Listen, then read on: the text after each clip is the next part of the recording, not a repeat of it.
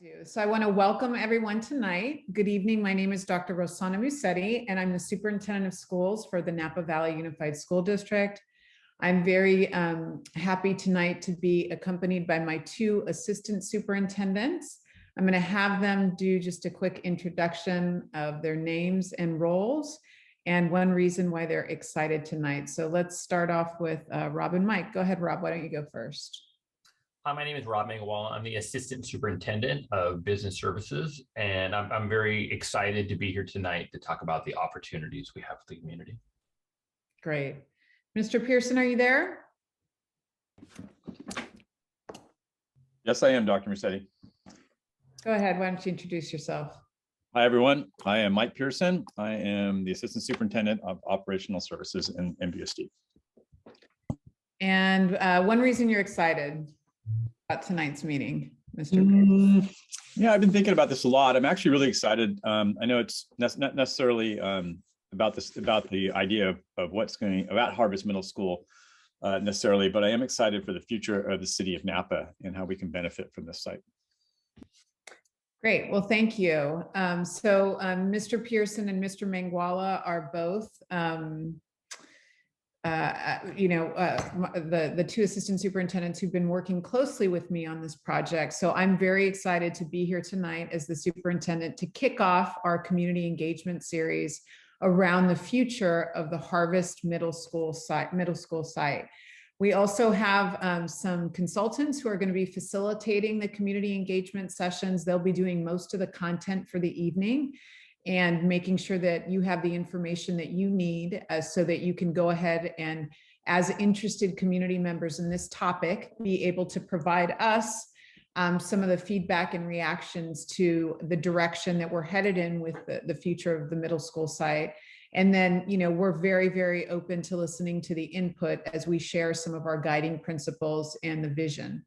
So before I hand it over to Katya and Jackie tonight, I just want to say a few things about sort of how we got here and ground us in some shared information as we launch this three-part series of community input.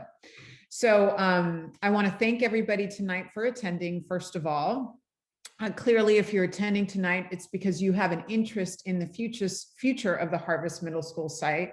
So thank you for bringing your interest to the table.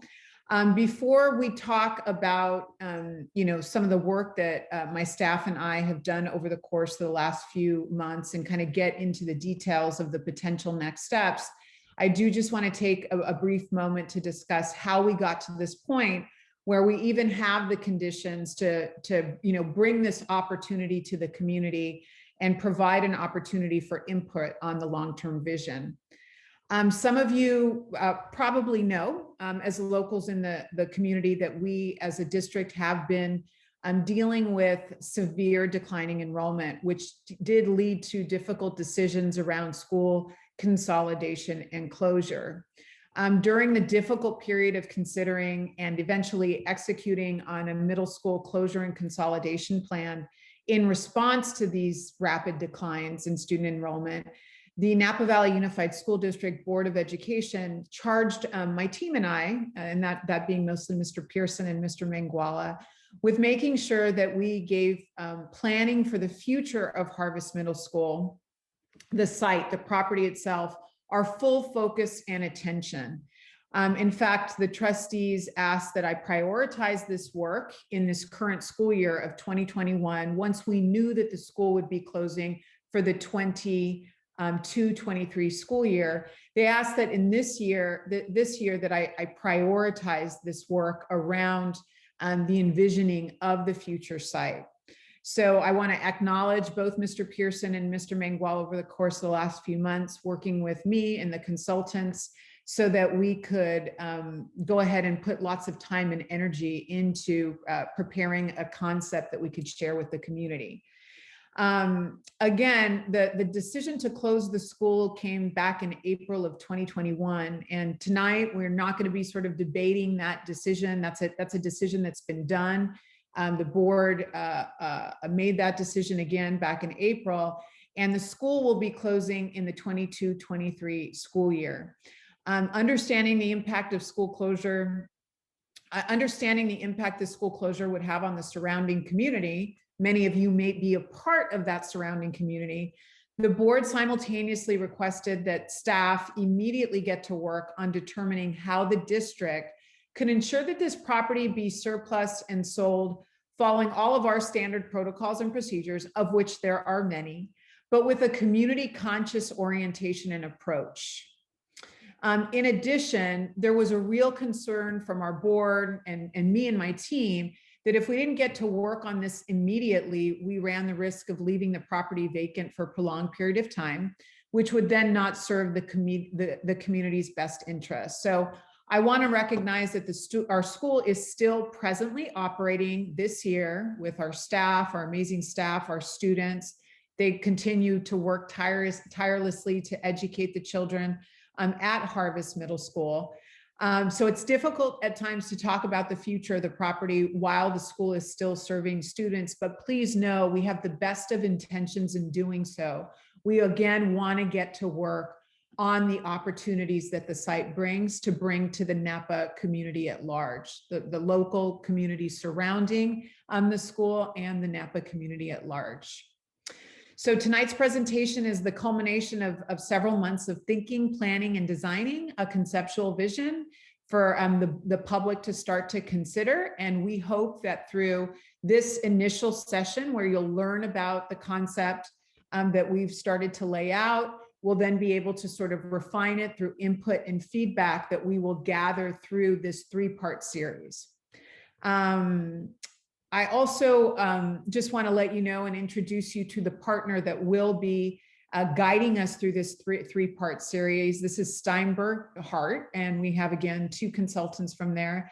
And Steinberg Hart works specifically on shaping and creating inspiring places that build community and connect people with places.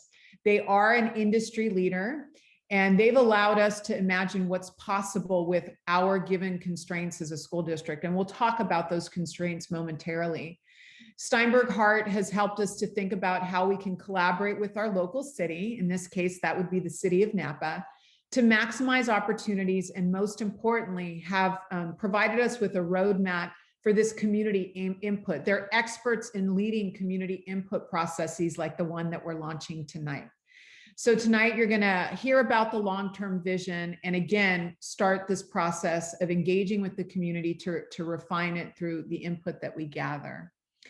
You know, although we closed a school, we have an opportunity to create something long-term, useful, and impactful for the community, while still selling the asset and generating the revenue necessary to fulfill our mission as a school district, right? Which is, we need to remind everyone, our primary mission is to educate our students.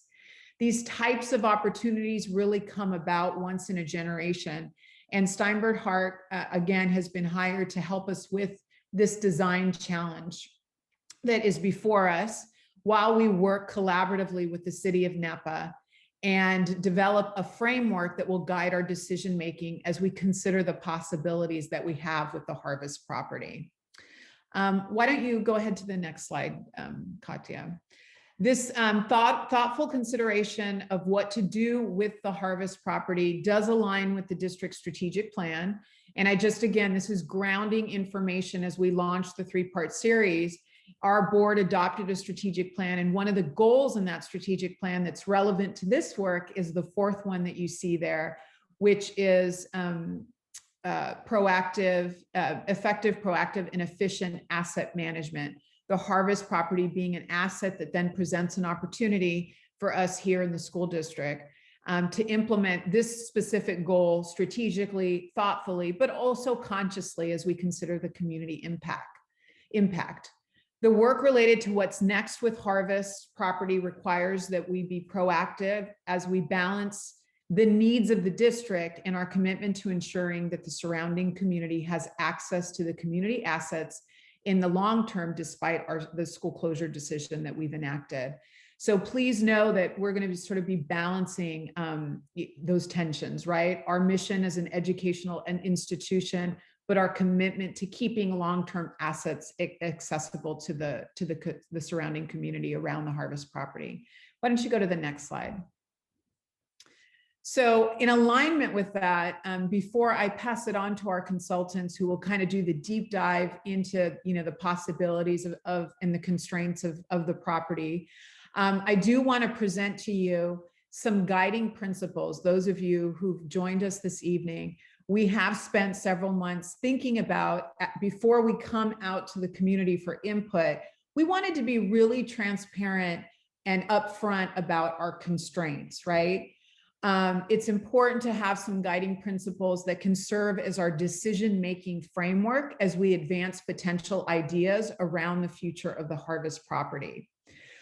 So there are 3 principles that we plan to follow. You see them here on the screen. We're going to follow these in order to determine the long-term vision of the site. And what are they, right? Number 1 is maximize the district assets in order to optimize and generate revenue to educate our students. That may not be really important to everybody, but that has to be really important to us, has to be important to the school board, to the leadership, to the leadership of the district, to the district at large, because our first and foremost priority is always our educational mission, which is to provide excellence in teaching and learning, to educate our students. So that's guiding principle number 1. Guiding principle number 2 is that we do want to preserve the optimal number of assets for the use of the community at large. And then our third is this idea that we know we can do a better job at all of this if we collaborate closely with the city of Napa on the vision for the Harvest Middle School site. On that latter note, I want to let everybody know that I'm excited to report that Vin Smith, who serves as the Community Development Director and Interim Parks and Recreation Director, has been instrumental and collaborative in helping us assess the needs that we have in our city at large and how the Harvest site can respond to those needs. We will hear from him briefly a little later, as he supports the direction we're moving in when it comes to the vision of the property. So we will connect with Vin later in tonight's presentation. Before I pass it along to Katya McLean from Steinberg Hart, who's going to speak to the details of this long-term vision I keep alluding to, and some of the constraints and limitations of a future project, I want to make some comments about these 3 guiding principles, again, to just ground us in transparently in the reality and the complexity of a project like this that involves the school district in partnership with the city, all while trying to meet communities' needs. As this visual on the screen depicts, through the connecting circle, these principles are interdependent. One guiding principle is not more important than another. It's the interdependence between all 3 of them that will allow us as a school district to move forward with a realistic but potentially transformative vision for the site. We're going to use these guiding principles as anchors, or you could think of them as criteria, as we engage with you, the community, to gather input. We know that there's going to be lots of ideas and possibilities out there. We might start to hear them this evening as we prompt you for input. But as we consider those ideas, we have to come back to the guiding principles. Every idea will be put up against, sort of in juxtaposition to these principles. The guiding principles serve as the tools for ensuring that the vision that advances is doable and actionable, right? We want to make sure that as we engage with you, we're advancing ideas that actually can get accomplished and executed on. Lastly, I want to recognize that at times, as we engage over the course of the next 3 meetings, we're going to notice that there's a tension specifically between the first and the second guiding principle, maximizing the district's assets in order to optimize revenue generation. That's important to us. But also this other guiding principle around preserving the optimal number of assets. We're going to feel tension there. We're going to have to work through that tension as we consider various ideas and listen to your input. But ultimately, our team, the board, and the community will always need to understand that both principles need to be at play as we make decisions. It's the reality that we face as a school district. We've got to pay attention to them both. So with all this complexity in mind, I'm very grateful to have Katya McLean, and her partner from Steinberg Hart, who are professional experts in this type of work, and they're going to continue to guide us through the design process and with the implementation of our community input plan kicking off here in this moment for this once in a generation opportunity for the Napa community. So with that, I'm going to pass it over to you, Katya. Thank you so much. Thank you, Dr. Massetti. And I would like to echo what you just mentioned. As a consultant, as an architect, as an urban planner, as a designer, these opportunities don't come very often. So we take, this analysis that we have done, with a lot of methodology and really trying to understand what was that framework and those parameters that were set in order for us to explore those opportunities. And we started looking inward at the existing school. Most of the buildings were originally built in the 1950s. They were built as Napa Junior High. The new gym was built in 2012, 2013.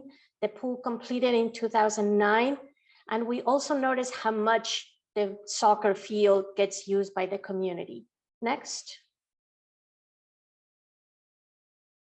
We also noticed how many kids were at Playground Fantastico and how it's an asset to the community at large, not just to the people that go to the school and the kids that go to the school. Jackie, next. We also look at the context, including the existing zoning around the site.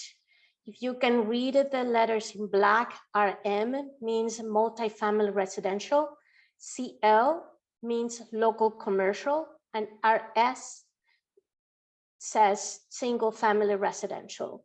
Next. We did a visual assessment of the area, mostly observing 1- and 2-story structures with parking at grade. And as noted in our guiding principles for design, we know that we need to collaborate with the city of Napa, since at the end, the city is the one that approves any density and housing envision for the site. Next. We also look at the requirements of the city for affordable housing. Most new developments in the city, and actually throughout the state, pay fees at the time of the development, and then the city actually uses those fees to create affordable housing.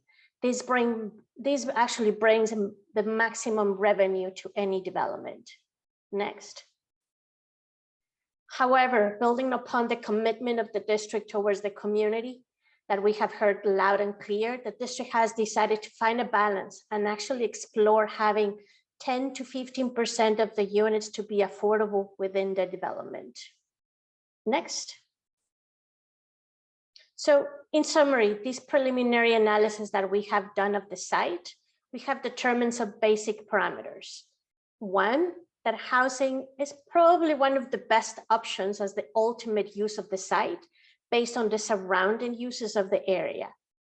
Two, we also believe that there are some existing buildings and structures that make sense to remain for the use of the community at large, based on the remaining useful life, their current use, their location of the site as well. And third, that there's a path to maximize the district assets in order to generate revenue while still being good stewards towards the community. And what is missing is the community input to gather information, and that's why we are here tonight, and the feedback necessary to form this long-term vision for the Harvest site. Next. In order to inform, consult with, and gather input from the community, we developed this plan. So welcome to the first session. We have completed the first part, and that's the preliminary analysis of the site. We are in one of the first steps of the community engagement. Then we will refine the vision for the site in collaboration with the city and the community. And at the end, recommend a vision that will serve as a framework for the solicitation of a developer to actually execute this vision and come up with a formal plan. This formal plan that will come later from the development, that's what we will include: site plans, floor plans, elevations that you typically have seen, in a lot of developments that will be submitted to the city for approval. Next. So Dr. Musetti mentioned this is a series of 3 meetings. These are the additional dates of the input sessions, and a reminder that these sessions build on each other. So we hope that you can participate in 3 of them and actually help us throughout the entire process. Next.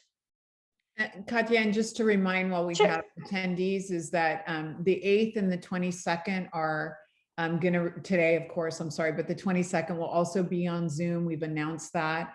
And we're aiming hopefully for the March 15th date to be hybrid. So people will be able to come on the site, hopefully for that engagement session if they wish.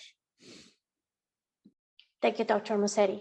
So to the community and the people that are today in this Zoom meeting, we will ask you to participate in the creation of this vision of the site. We're going to have to listen to others. There may be different opinions, from different participants, and we need to listen to and be respectful, and at the end find some common ground. Inform us also of those items that we may have missed in the analysis. The community is a consultant in the process, and we see you as somebody that we need, where you need your feedback and your participation. And we hope that at the end, the community can be the champion of the vision that we created together. Next. So this is your turn. And we're going to do, in order to gather input from the community, we're going to do a couple of exercises, and then we will open to some questions after this.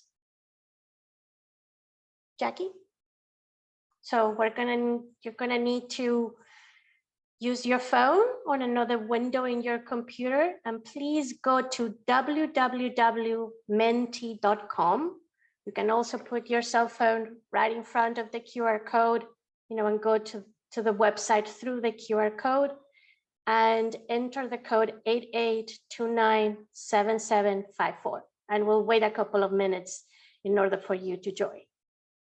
While we do that, Katya, I want to ask my tech team here, can we promote Vin Smith real quick before we gather input, and just give Vin from the city of Napa just a couple minutes to just address the community that's arrived would be great.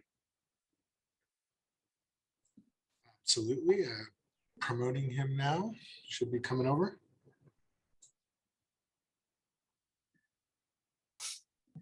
So thanks, Vin, for being here. Thank you, Dr. Musetti. My pleasure. Can you hear me okay, by the way? I just want to check audio. We can hear you great. Yeah. Great. Wonderful. Perfect. So great introduction. Happy to be here. Happy that and excited that we've had this collaboration with the school district. I did attend the board meeting where a similar presentation was done, communicated with the board, and it sounds like they're quite excited to hear from the neighborhood at this point, as am I. I think what we're looking for, at least from the city's perspective, are some high-level ideas, some principles, and some goals of what does the community think needs to get accomplished with the conversion of the Harvest Middle School campus to a complete neighborhood. And so I'm anxious to hear from you. I'm here to help answer any questions or maybe log questions and get them back into the system for the next go around on the 22nd. A couple of things that I just wanted to make sure we all understood is that this is not the time where we're designing a specific project. Really and I think Katya will be walking you through that. What we're here to do is just hear the community and what their sort of high-level desires and goals are for this property as it converts. There will be opportunities in the future. There will be a partnership, a contractual relationship with a developer that the school district will have. That'll be an application that will come to the city that will go through the normal permit process, public hearing process, which would include public hearings at the Planning Commission and ultimately at the City Council, where the City Council will approve the final project. So there's plenty of opportunity for additional public input as we learn more and more details about the project. But right now we're trying to get a sense of where the community sits with desires of converting the property. So again, happy with the collaboration. I'm excited to keep it going and excited to hear from from the neighborhood. Thanks, Vin. All right, Katya, back to you. You want to launch us in some of the input exercises? Yes, thank you. And if for some reason you are not logging in, you can use the Q&A, the question and answer button that is at the bottom of your screen, to answer some of these questions and we will input from you. So our first question is, what qualities do you envision for the future of the Harvest Middle School site? Welcoming, colorful, accessible to all? What are those words that come to mind as you envision the future of the site?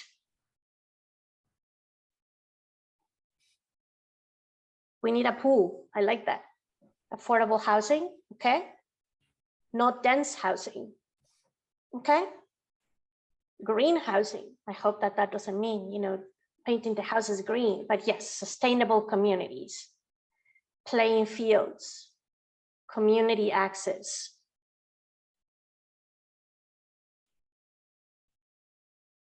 A place that benefits our neighborhood, okay? We need some community spaces, okay? We'll give it a couple of, you know, minutes, you know, in order to get there. A community center, okay? I may have some follow-up questions on some of these. Artists and maker spaces. And you will see this is building upon. So the more that people respond, the words are starting to become a little bit bigger on the world. Affordable housing, community center, community pool, playing fields. Bright, accessible, active.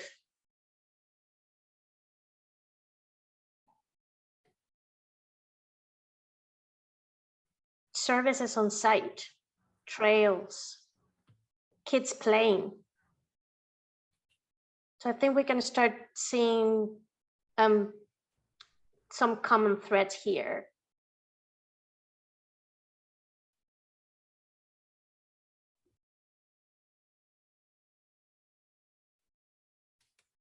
All right. I'll go back to some of the people that are asking questions, you know, at the end and clarify some of the things they are saying. So accessibility, vibrant, quality amenities, community focus. Okay. Jackie, do you want to get us to the second question?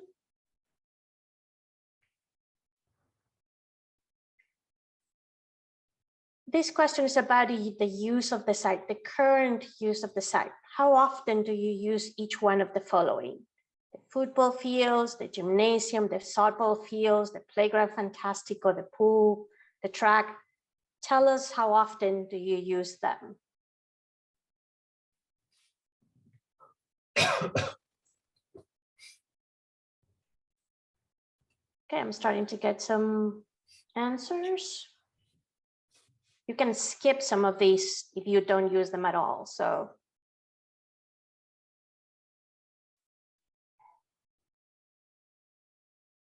okay, so playground fantastico being used by most of the community. That kind of matches what we observe. The soccer fields, yes. The track, okay.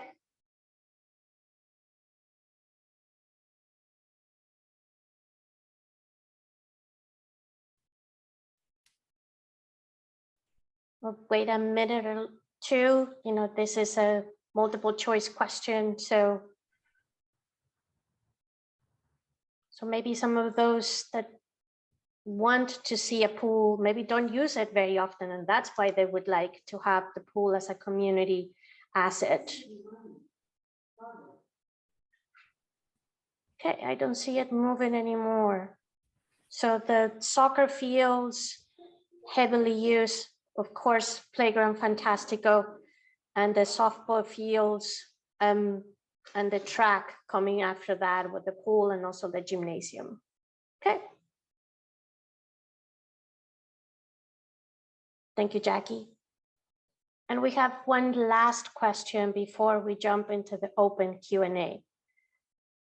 How would you rank the following areas in order of priorities? If we were going to keep, some of these, what would be the priority? How would you rank them?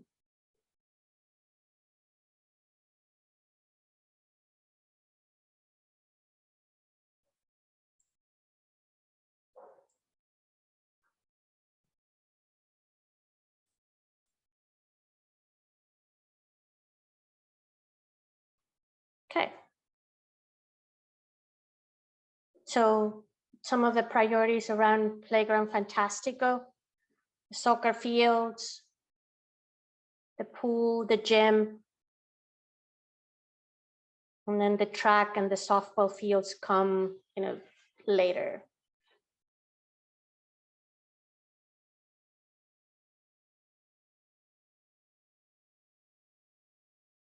Okay, I'll wait a minute or so in order to get, some additional people responding. Definitely Playground Fantastico being the priority for most of you. And the pool. The soccer fields. Okay. Jackie, I think this is good. And we can share, all this information, at the end, and, in order for you to have a record, but we'll be using this information later on to build upon in our second meeting. Jackie, do you want to close Menti and just go to our Miro board to gather some comments? So now it's the time to have an open discussion, and this is the point where we would like to ask you to participate, to submit a question through the Q&A, and if we'll start gathering all that information. We can probably put them in common categories. And if we have enough time, at the end of the meeting, we can actually start answering some of these questions. So a couple of questions, and the importance of having a community center. Jackie, it's in the Q&A.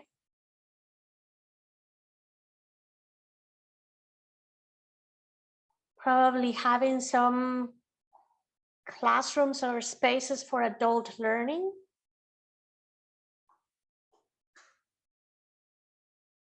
Some subsidized homes for first-time buyers.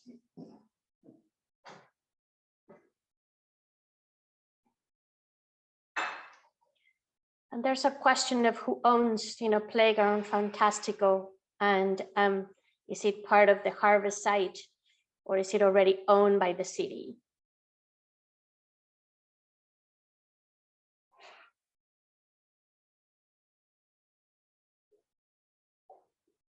There's also a question of how large is the site?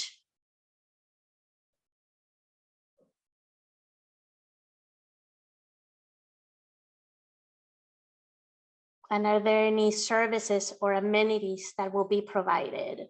Any retail?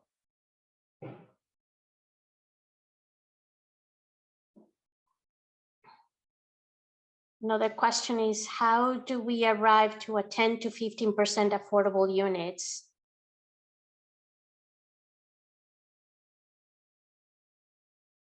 And this may be a question, well, I may ask Vin, isn't there a much larger demand of affordable housing in Napa?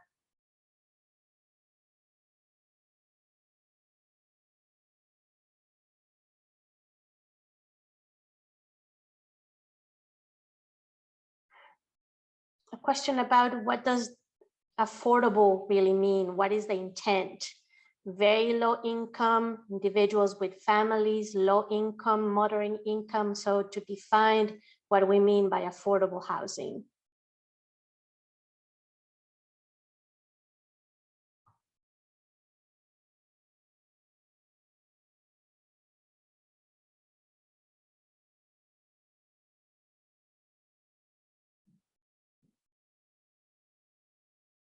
the pool being available to the community.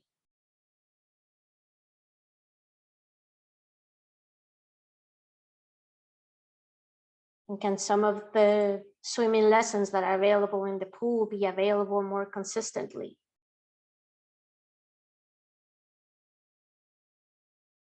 Some space, for tutoring, possibly for the Boys and Girls Club on site.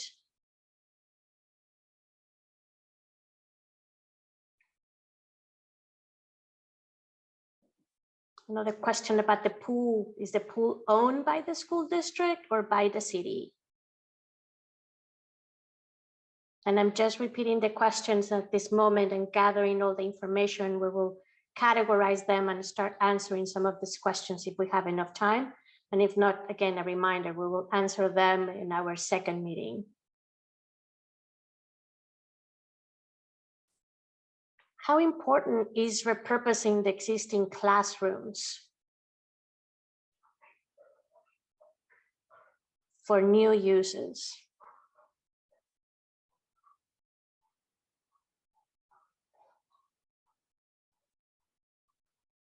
And a question about housing, once we start looking at what are the opportunities on the site, what do we think, how many houses can fit into this site?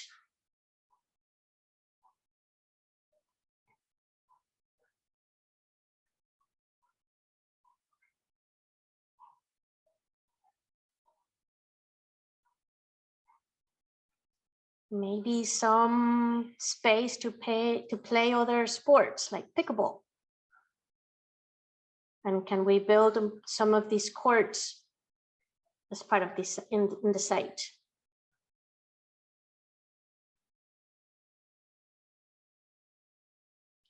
Another question about housing, and can we build senior housing? Can senior housing be in this site?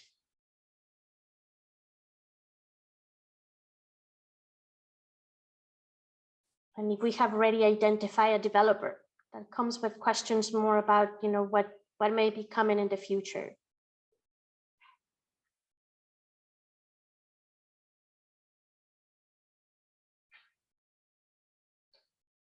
Somebody that lives in the area asked that, that can the pool be available to the community? This is a huge need. American Canyon has a wonderful aquatic center, and the pool being available to the community would be great.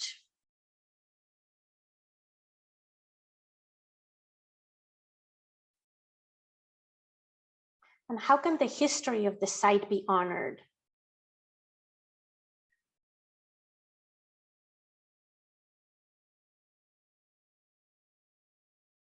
Are there any plans for supportive services or space that will have supportive services like tutoring, health counseling, language, citizenship? So again, space that can be used by the community for different uses.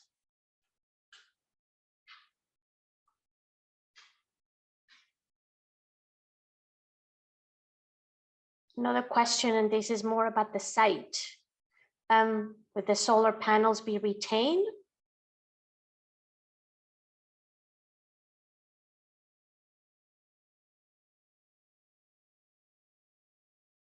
And how much of the total site will be available for housing versus how much of the acreage will be kept for the existing amenities?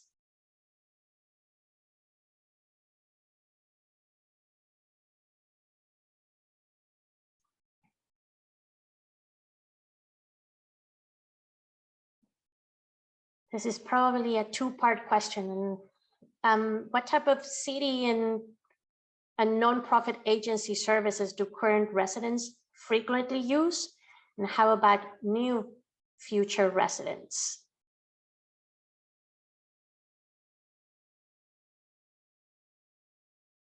And can those services be considered as part of the site? I think it goes with another question, about community services. Would there be space, possibly for those community services?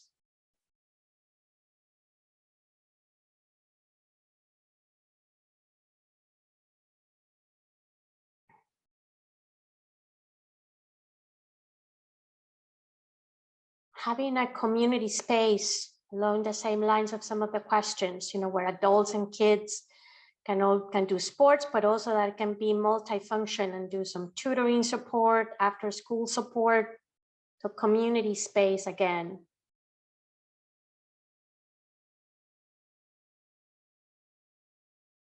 And how can we make sure that the space benefits the families that live around?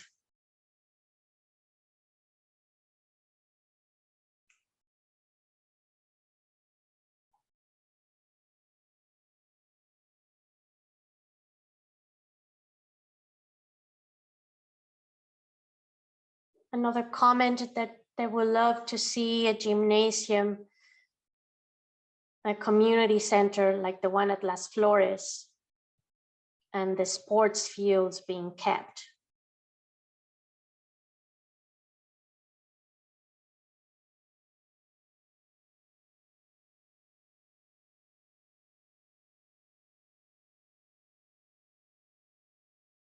Could there be some commercial uses like retail, grocery store?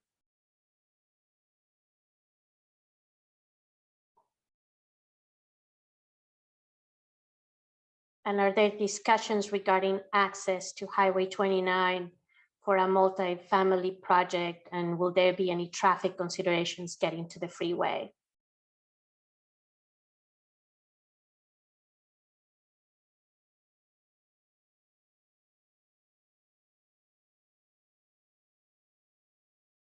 And one last question is actually the perfect questions to wrap up and start digesting some of these is, how can we be assured that the community input will actually be part of the final outcome?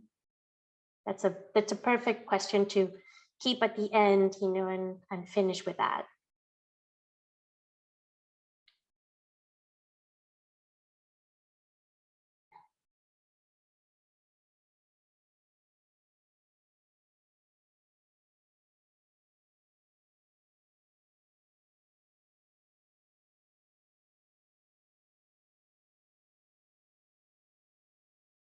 There's a comment about high density housing and be aware of the implications of high density housing.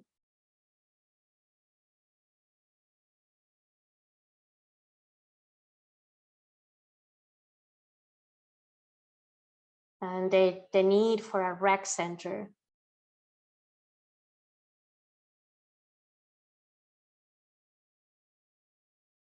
A community garden space for fresh food.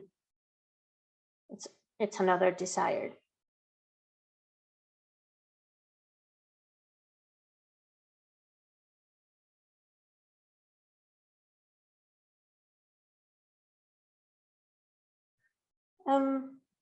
Also, how can we create placemaking and be integrated as a benefit to the community?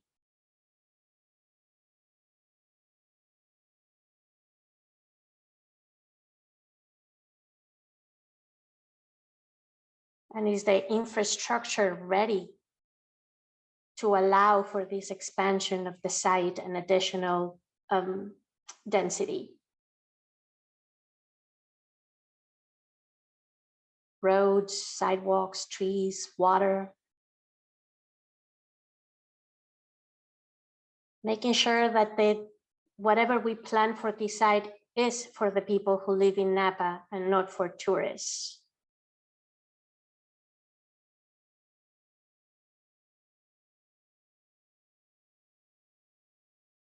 And will the district get to work with a good developer who will work with the neighborhood and design the area to fit into the rest of the context?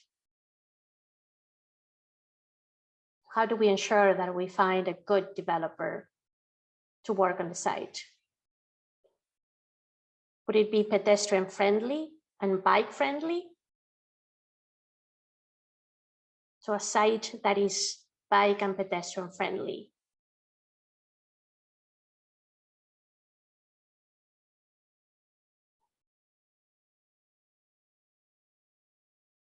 Can there be any collaboration, with HHS for housing and community assets? Some space for dogs. You may have heard my dog in the background when you put that question. Sustainability standards and lead. Are we going to require those sustainability standards?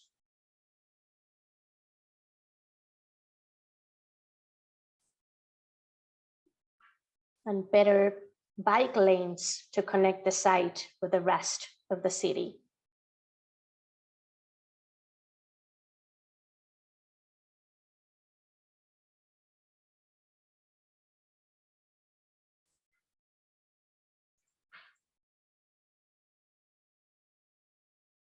I don't see any additional questions. I'm going to stop there for a second and start making some sense, of the categories of these questions that, or desires or needs that we see. So there are some questions about ownership, and that may be an easy one to answer, at this moment. Who owns Playground Fantastico and who owns the pool?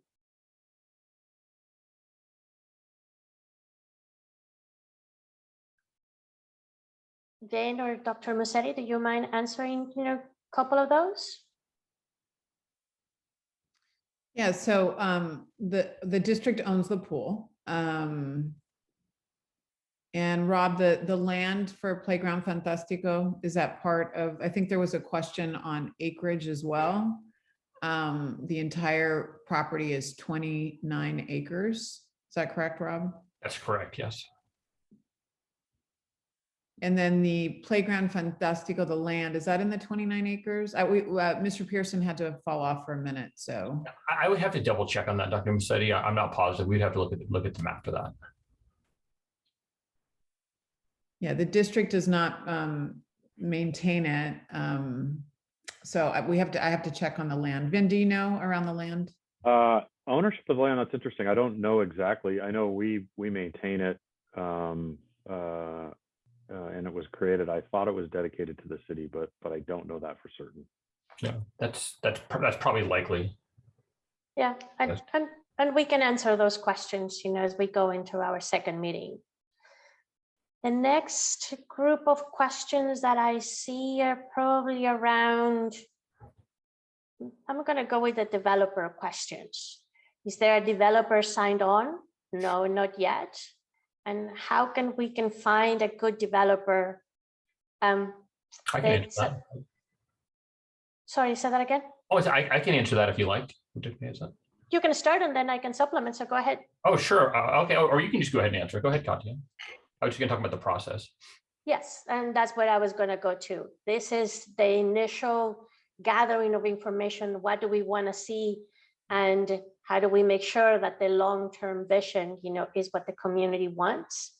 Then there will be an RFP process to engage with the developer. And then we would set up the criteria that we want with that, for that developer to meet. So that's where we can also set any criteria that we want, not any, but the criteria that we want for sustainability, for connection with the city, for improvements. And the developer will have to make those site improvements to the site. Rob, anything that you may want to add? No, you covered it. Similar to the process that like we were doing for Vintage Farm, we publish a request for proposals, and then we choose the best developer. So it will be a competitive process, and the criteria will come out of these community sessions in order to be implemented.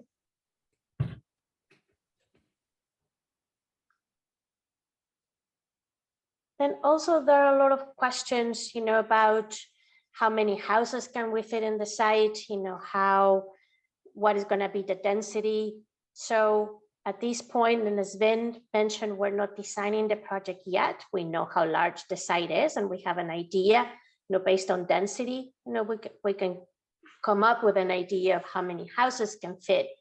But that at the end, it would be the responsibility for the developer to come up with a final number. We can set up a minimum and a maximum criteria that we would want. And I think this is, am I on? Yeah, I think that might be important right there to note that going back to those guiding principles that I shared in the beginning, right? So this is where, the housing and how much housing, that whole idea around, the district does, and we're being very candid sort of out the gate as we talk about the potential of the property, that we know that in order to maximize revenues so that we can optimize revenues for our mission of education, that housing will have to be a component of this. Right, Katya? Correct. So we wouldn't be able to get to the implementation of that guiding principle without a housing component. So I just think that's really important to kind of name out the gate. And there was a question about the definition of affordable housing units, and are they going to be low income, medium income, what type of income? That will be, in the next steps where we'll start defining what are going to be those goals, what is that ultimate threshold that will provide that balance for the district to get optimized revenue out of the site. And there are a lot of questions about it, the wants, a community centered. If somebody ask a question or put a comment about community centered, any additional clarification on what you mean by a community center? Yeah, community centers coming up quite a bit in the questions in the Q&A, and I know what we've heard so far that's kind of getting affirmed here in this first session is that, that there's a real need, for a community center. And people always, at least in my dialogues, and it's even coming up here in the Q&A feed around Las Flores, not necessarily, it's kind of the only one in town, and that it's not necessarily, some folks here are saying that it's not the best example, and that there would be hopes for something better than what Las Flores has to offer. What is interesting now that we start digging into, what the community wants, it could be that one of the buildings that stays is one of the gyms that could serve as a sports area, as a community center, as a multi-purpose room, flexible room. So we can start, looking at, what does that mean and how does that lay out on the site and how does that relate to really make the rest of the site usable? Right. And we're seeing a lot of that, this idea of the gymnasium as possibly both a gym and community center, kind of that potential multifunction. So that's great to get that affirmation from community members attending tonight, because we have heard that quite a bit just as people ideate about the property. Yeah, because that rec center, community center could be where the adult classes happen, when some of the tutoring could happen. It could be, if it could serve different purposes, then start fulfilling the true role of a community center. Yeah, and there's some folks putting in suggestions for some models that we could research in neighboring counties. Great. Thank you for those. For a second, I was not monitoring the Q&A. Yeah, I'm looking through the feed right now. Perfect, thank you. I'm wanting a place where people can go to exercise, learn, play sports, take classes, host events. So that is good to know. So thank you for all that detail around the community center. Yes, thank you.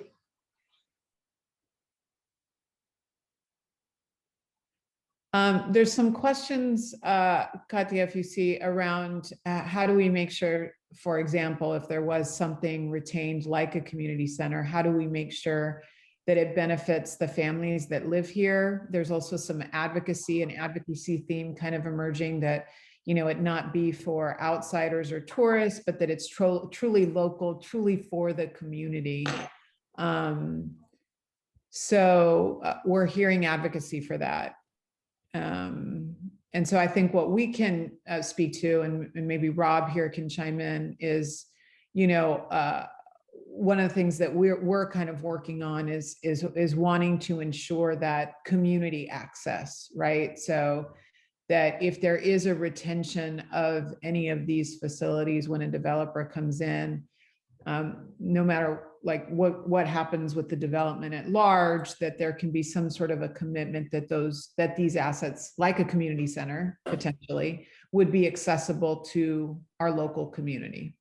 Absolutely. Is that right? Yeah, I can address that. So again, right now what we're doing is we're in ideation. And so once we get to the final product and we publish a request for proposals, and we move towards identifying a developer, things like that would be part of the title for the property, where we work with the city for that. So if, for example, we're able to say, we've determined, based on need, that the community needs a pool, so that would be part of the title, that the community would have access to that.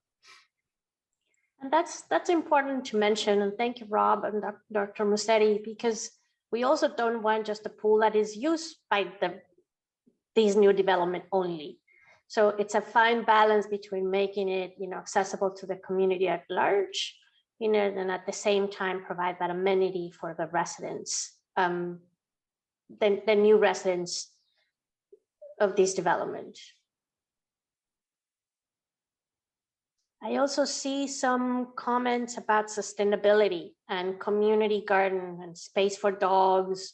So I think that also goes with the theme of a community center, and paying attention to wellness and the health of the residents and making that an emphasis.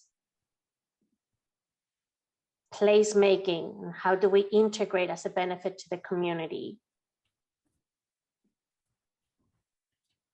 I think that might be a natural entry point to also share with attendees tonight when you talk about sustainability and some of the ideas that are emerging: community garden, keeping the pool, community center, the fields, et cetera, that, we're, as a school district, going back to those principles, our interest is to, preserve community assets, right? Like we're talking about a lot tonight, especially as we process your questions and your comments. But we also, again, have that interest around the revenue piece. And so it's that the school district, I want to make this really clear, it doesn't have an interest in long-term ownership of this property and maintaining these assets. And that is why for us, the visioning and these ideas are critical, because like Rob said, when we publish the RFP and we go to seek a developer, we're going to seek someone who can help with addressing those things. Because to be clear, the school district wouldn't necessarily entertain the idea of us being the long-term owners and maintainers of those assets. Right, Rob? Absolutely. So we would want to craft an agreement where the district would have no ownership of the community assets, because we're not in a position as a school district to maintain community assets. It's just not our function as a school district, right? So that's why we're trying, as the current owners of the property, we're really trying to solidify what some of these parameters would be. So then when we go out to work with, when we select a developer who will ultimately purchase it, that we can then make sure that these constraints are laid out and become sustainable in the future as the developer takes ownership of the property. And the city of Napa, again, I go back to Vin being here and being part of these conversations for this city to kind of help us with that piece. And the developer would need to identify a stream of income to continue to maintain the asset.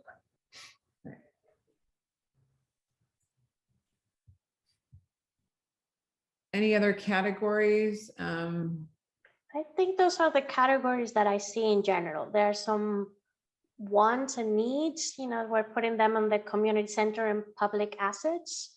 There's the question about access, nationally ownership, the pool, the size of the site that we answer, but who owns some of these? And I think this goes well with your comment, Dr. Musetti, of ultimate ownership of the site, from the school district.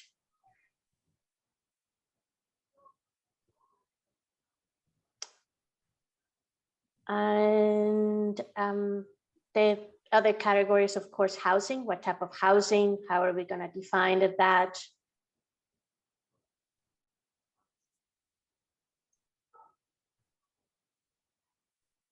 And maybe that last category that we don't have a title yet, the one with the gray background, is more about the next steps. The developer, how are we going to select a developer? How are we going to make sure that at the end, all these community input that we're doing, gets reflected there? Really, I wanted to reserve that as one of the last questions, because I think it's key. We continue to mention there will be a criteria to select a developer, and we will, put some of the priority items as part of that request for proposal for a developer. And then at the end is also the city, the one that will require, certain items as part of the development of the site. So the city will be the ultimate at the end, making sure that that what benefits the community, happens on the site. Vin, are you available? Let's see. Hi, Vin. Yes. There's some questions, and we know that these things can evolve. Projects like these can evolve, but is there any affirmation that you can give around? There's kind of a stream of questions kind of related to this same idea around, who eventually owns the community assets, right? If the district's not going to be the long-term owner. So how are things sort of structured with the developer to kind of deal with that question? Yeah, it can be in a number of ways. I guess the specific ownership of the asset is probably less important than how the asset is programmed for use. So it can be held in a community facilities district, which may not be the city, maybe an area of property owners, but that public access is required of that specific use. I think the intent that I hear, and I think we're interested in, is creating facilities that have full public access and are not just reserved for a future new neighborhood or even an existing neighborhood, that it's a full community benefit. And that would be the goal. So whether that's the city owns it, like Las Flores, or it's held in some ownership that pays for it, but that the city runs programming in it and invites the public in for pure public use. Oh, is that clear-ish? Yeah, that's helpful. I think what we need everyone to know is that there's like a whole sort of spectrum of possibilities as to how it all eventually land, that these are all sort of ideas, and that, that's our goal. We'll put all this in an RFP for a developer to be aware of what our goals are. But ultimately, it's the finalization with the developer eventually that where all these things get determined. And right now, they're all ideas on ways that it could play out. Yep. Yeah, these are all ideas at this point, right? So at the end of the day, when we publish the ideas, we'll narrow that down, right? So we wouldn't publish an idea that's kind of this big and this broad. We would narrow it down to things that we determine that kind of meet that balance of what we've spoken about, like the balance of the tension between reserving community assets while also ensuring that the district has assets to put into some of their other schools and so forth. And I think that goes with another question about maintenance. It also depends who owns it. Is the city only running a program? So it would depend on the different models, that end up happening.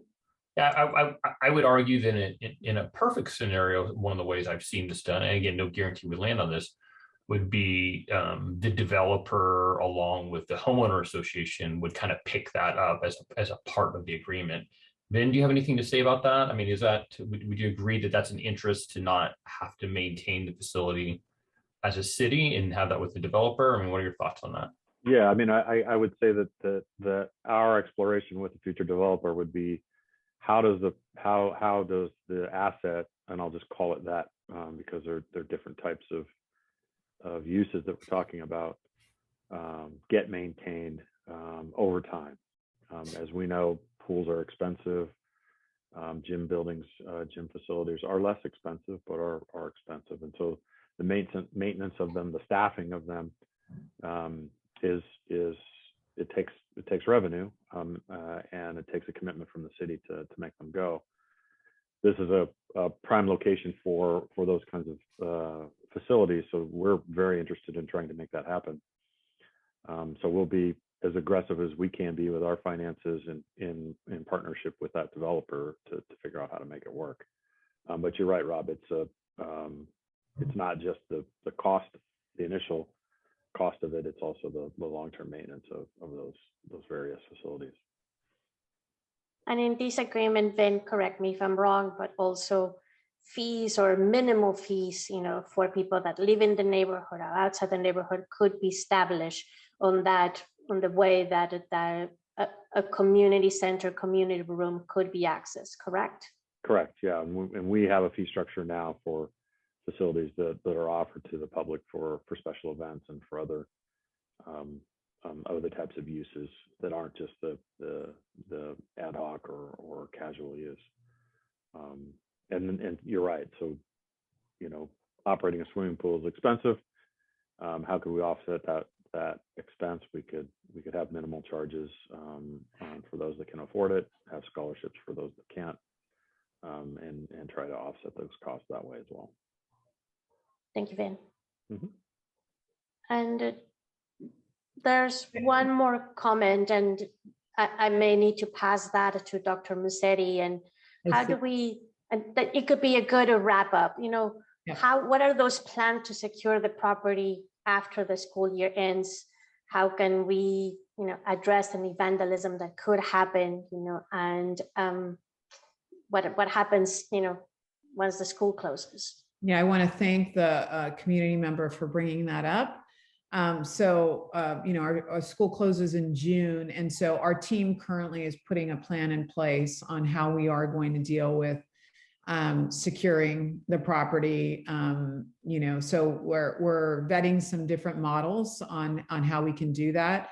There's going to be a little bit of a tension because we want to make sure that the fields, are the assets that we're talking about, the fields, playground fantastical, all that remains accessible to the community, right? So we've got to worry about securing the property while also making sure that there's still access to those parts of the property that still get high level community use, despite the fact that the school is closed. So we are figuring all that out. It's a great question, and it is top of mind for us. So know that we will prioritize that. And probably by the time we get to, for sure, our last meeting, we'll have more specifics and details around how we're going to, keep the property safe and avoid things like vandalism and all the things that come with having a vacant property, and again, that's why we're here tonight, right? And I want to commend the school board, the 7 trustees that I work with and for.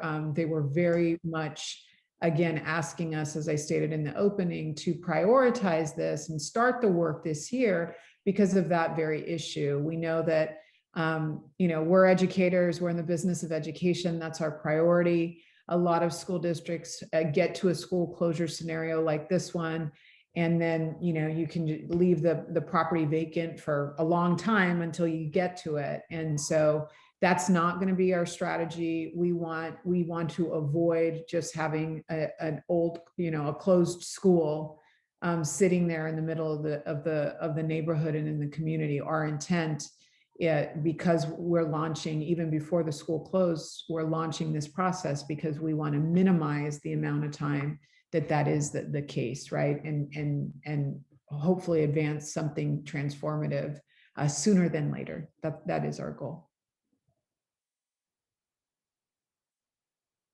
So we have 5 minutes. We don't have any additional questions. I think I pretty much gathered all of them. And if not, we still have records of this meeting, and I will go back, and make sure that those questions are reflected. We will respond to the questions that we didn't get to in our next meeting, and we will refine the concept in that February 22nd meeting.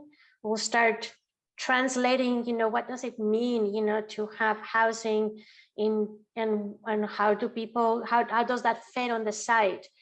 How does a community center or a public space, actually, will start